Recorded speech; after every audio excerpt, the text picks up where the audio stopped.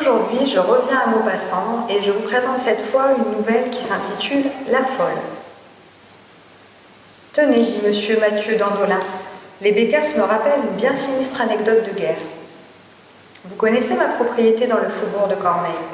Je l'habitais au moment de l'arrivée des Prussiens.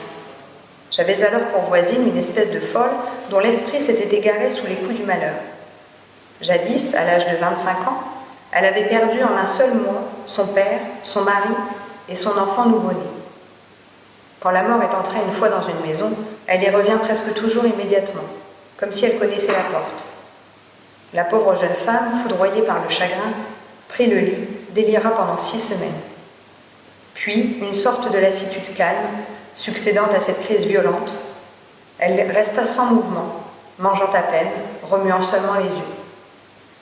Chaque fois qu'on voulait la faire lever, elle criait, comme si on l'eût tuée. On la laissa donc toujours couchée, ne la tirant de ses draps que pour les soins de sa toilette et pour retourner ses matelas. Une vieille bonne restait près d'elle, la faisant boire de temps en temps ou mâcher un peu de viande froide. Que se passait-il dans cette âme désespérée? On ne le sut jamais, car elle ne parla plus. Songeait-elle aux morts? Rêvassait-elle tristement, sans souvenir précis? Ou bien sa pensée anéantie restait-elle immobile comme de l'eau sans courant? Pendant 15 années, elle demeura ainsi fermée et inerte.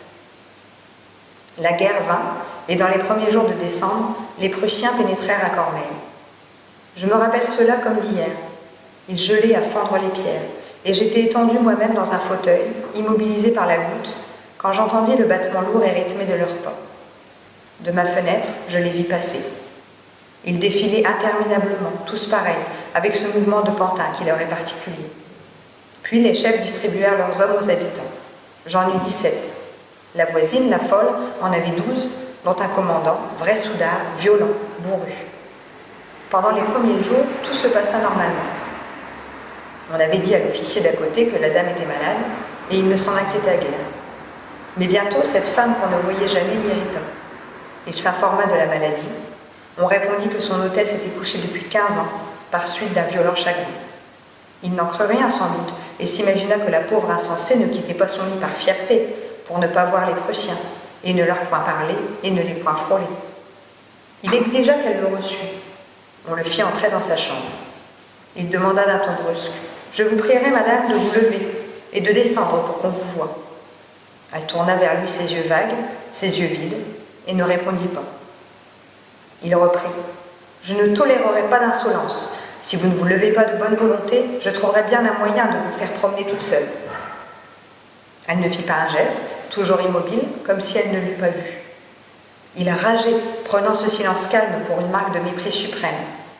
Et il ajouta: « Si vous n'êtes pas descendu demain. » Puis il sortit. Le lendemain, la vieille bonne, éperdue, la voulut habiller. Mais la folle se mit à hurler en se débattant. L'officier monta bien vite, et la servante, se jetant à ses genoux, cria: « Elle ne veut pas, monsieur, elle ne veut pas, pardonnez-lui, elle est si malheureuse. » Le soldat restait embarrassé, n'osant, malgré sa colère, la faire tirer du lit par ses hommes. Mais soudain, il se mit à rire et donna des ordres en allemand. Et bientôt, on vit sortir un détachement qui soutenait un matelas, comme si on portait un blessé. Dans ce lit qu'on n'avait point défait, la folle, toujours silencieuse, restait tranquille, indifférente aux événements, tant qu'on la laissait coucher.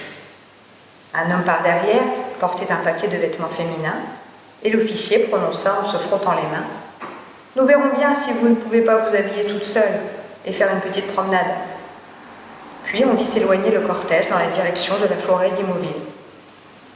2 heures plus tard, les soldats revinrent tout seuls. On ne revit plus la folle. Qu'en avait-il fait? Où l'avait-il porté? On ne le sut jamais. La neige tombait maintenant jour et nuit, ensevelissant la plaine et les bois sous un linceul de mousse glacée. Les loups venaient hurler jusqu'à nos portes. La pensée de cette femme perdue me hantait, et je fis plusieurs démarches auprès de l'autorité prussienne afin d'obtenir des renseignements. Je faillis être fusillée. Le printemps revint, l'armée d'occupation s'éloigna, la maison de ma voisine restait fermée. L'herbe drue poussait dans les allées. La vieille bonne était morte pendant l'hiver. Personne ne s'occupait plus de cette aventure. Moi seule y songeais sans cesse. Qu'avait-il fait de cette femme? S'était-elle enfuie à travers les bois? L'avait-on recueillie quelque part et gardée dans un hôpital sans pouvoir obtenir d'elle aucun renseignement? Rien ne venait alléger mes doutes. Mais peu à peu, le temps apaisa le souci de mon cœur. Or, à l'automne suivant, les bécasses passèrent en masse. Et comme Maboute me laissait un peu de répit, je me traînais jusqu'à la forêt. J'avais déjà tué 4 ou 5 oiseaux à long bec quand j'en abattis un qui disparut dans un fossé plein de branches. Je fus obligée d'y descendre pour y ramasser ma bête. Je la trouvai tombée auprès d'une tête de mort. Et brusquement, le souvenir de la folle m'arriva dans la poitrine comme un coup de poing. Bien d'autres avaient expiré dans ces bois peut-être en cette année sinistre. Mais je ne sais pourquoi j'étais sûre, vous dis-je, que je rencontrais la tête de cette misérable maniaque. Et soudain je compris, je devinai tout. Il l'avait abandonnée sur ce matelas, dans la forêt froide et déserte. Et fidèle à son idée fixe, elle s'était laissée mourir sous l'épais et léger duvet des neiges, et sans remuer le bras ou la jambe. Puis les loups l'avaient dévorée, et les oiseaux avaient fait leur nid avec la laine de son lit déchiré. J'ai gardé ce triste ossement, et je fais des vœux pour que nos fils ne voient plus jamais de guerre.